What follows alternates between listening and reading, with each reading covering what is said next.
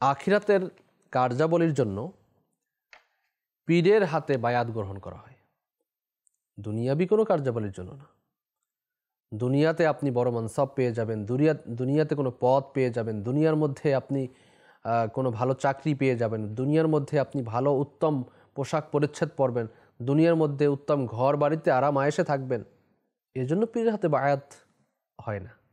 বায়াত হয় যেন আখিরাতের যে কার্যাবলী রয়েছে, অর্থাৎ দুনিয়ার কার্যক্রম শেষ, আলমে বারজাক থেকে শুরু হয়ে যায় পরকালীন জীবন। এই পরকালীন জীবনের মধ্যে যত কার্যাবলী রয়েছে, এই কার্যাবলীর মধ্যে আপনার গুরুত্বপূর্ণ অধ্যায় যার মাধ্যমে আমাদের সাধিত হবে তা হচ্ছে পীর মুরিদের মধ্যে পীরের হাতে বায়াত গ্রহণ করার মাধ্যমে, যাতে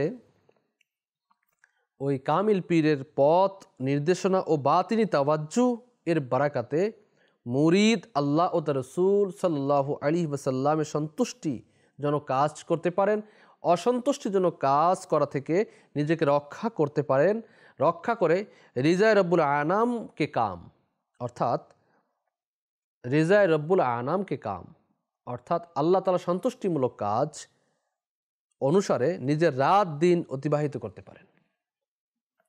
এটা হচ্ছে আপনার বায়াত হওয়ার যে একটা উদ্দেশ্য থাকে, মুরিদ হওয়ার যে উদ্দেশ্য থাকে, এটা হচ্ছে উদ্দেশ্য। এখন আমরা কি উদ্দেশ্য বানিয়ে নিয়েছি আমরা নিজেরাই জানি, যে আমরা বায়াত কেন হই আর বায়াত হওয়ার পরে আমরা কি করে থাকি। মাকতুবাত শরীফের মধ্যে উল্লেখ রয়েছে যে কামিল পীর ব্যতীত মুরিদের সিদ্ধি লাভ করা সহজসাধ্য হতে পারে না। কামিল মুরিদ ব্যতীত মুরিদকে এরূপ পীরের আশ্রয় গ্রহণ করা কর্তব্য। তিনি জজবা ও সুলুক সমাপ্ত করেছেন এরূপ পীর যাতে হয়ে যায়, যিনি এই যে তবকা রয়েছে ইবাদত ও রিয়াজাত, তার কামালিয়াতকে অনেক উচ্চ পর্যায়ে চলে গিয়েছে, তবে তার নির্মল সংস্পর্শকে অপূর্ব উপদয় বস্তু বোধে আপনার নিতে হবে, নিজের মধ্যে নিয়ে আসতে হবে। তার সন্তোষ লাভে নিজের সৌভাগ্য ও তার অসন্তোষে নিজের দূরদৃষ্টি ধারণা করতে হবে। মূল কথা এই যে নিজের সমস্ত কামনা বাসনাকে ওই কামিল পীর যিনি থাকবেন তার সন্তোষ লাভের উপর ন্যস্ত করে দিবে।